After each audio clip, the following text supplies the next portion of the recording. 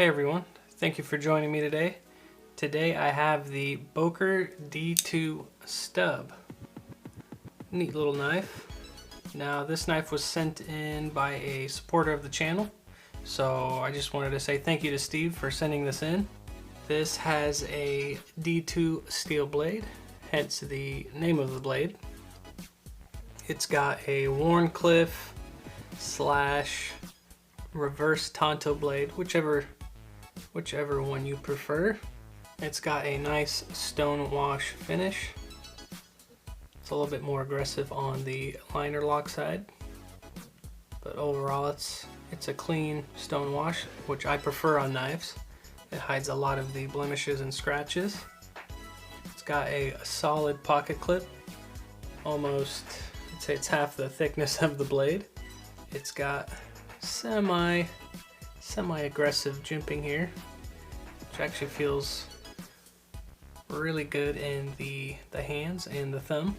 It's got a lanyard hole here in the back, which is probably needed on this tiny little blade. 2 thumb studs on either side. Now when it comes to handling this blade, it's, to my surprise, honestly, I didn't think it would be this comfortable, but for a 2-finger knife, and I think it's due to the big open choil here, it's really comfortable. And that jimping helps a lot to hold this thing securely, and it really doesn't go anywhere, and you can give it a nice pinch grip and get those finer detail cuts. And I'll leave the specs up on the screen just so you guys get a better feel of how small this blade is. So Steve wants a copper scale. Now I haven't fully decided on what texture I'll be doing on the scale, but since it's so small, I think I'm going to add some sort of a grippy texture just so it's a little bit more secure when you're holding it. So let's take this thing apart and see what we got on the inside. When I put this thing back together, when it's all finished, I will clean it up. And you guys can see that it has an inlay designed for the liner, which is really thin here.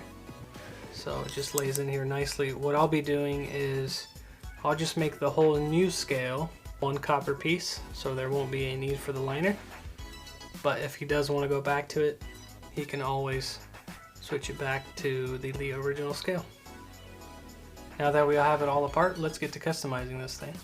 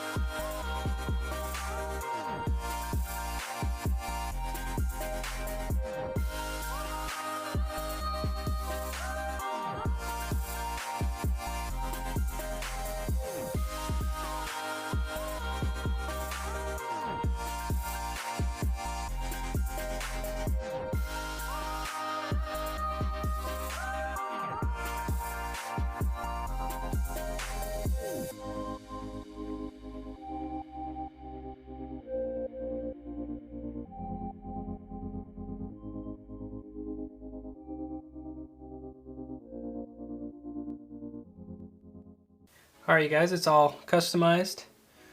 Now as you guys saw in the video, I had to use some heat to add some color to this scale here.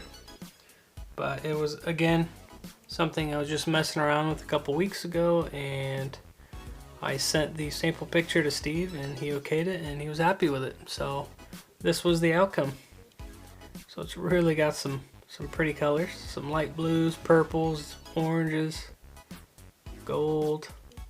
And with the scalloped texture, it just really shifts in the light and just has a really cool effect. Let me know down below in the comments of what you guys think of the scales and how they turned out.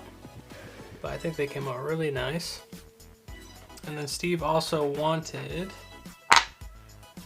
a bead to go with it, so I just kind of did the same thing, added the same texture, and as you guys saw in the video, I just wound it around and made kind of a pigtail bead, but added the same scalloped texture. And then as you guys can see, I put the same coloration with the heat. Got some blues and purples. It's just really neat. I think this will look really good all put together. Now when it came to the original scale, as you guys can see, the liner was recessed in the scale. So the liner actually had the D-shaped hole. So instead of just being lazy about it, and I didn't want to cheap out on just laying a thin piece of copper over the liner, I went ahead and took the copper and created a full piece. So basically I integrated the liner and the original scale into just one piece of copper, and then I had to create a D-shaped hole. That way the pivot screw doesn't turn on you when you're tightening it. So that took a little bit of time just to create that. But here at Knathan's Knives, we're doing quality. We ain't cutting corners. So that turned out really good. Now the color will fade slightly on the scale due to the fact that it's going to be handled. Now they won't go away, it'll just be, like I said, it'll just fade out. But then again, the patina will come into place and take care of the colors. So basically it'll slightly go away, but then it'll create its own color after being used over and over and from the oils from your fingers and stuff like that. So Again, it's gonna look really good either way, so I'm really happy with the outcome of that. I will be adding a lanyard to the bead as the lanyard. I only had gray paracord, so that's what I'll be using. So let's put this thing together and see what it looks like.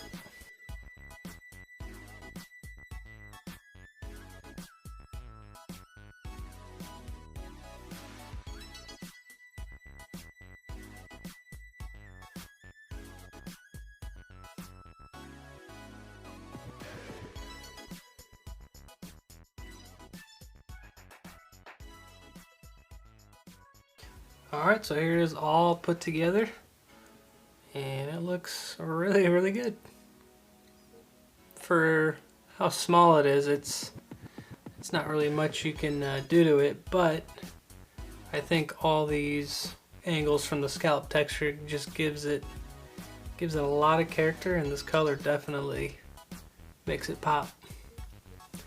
And then as you can see, it's got the lanyard hole here. And then it functions nicely due to the pocket clip. Keeps you from, I noticed when I was working on it and doing the test fit ups, if the pocket clip isn't on here, then your finger tends to push on the liner lock, or sorry, the frame lock, and then it's just really tough to open. But now that the pocket clip is here, you can just open it easily, and it locks up really nice. And this is what we got. Looks really good. I'm just gonna throw the bead on real quick for Steve, just so it's ready for him when it gets to him, and then he can switch the paracord to whatever color he'd like.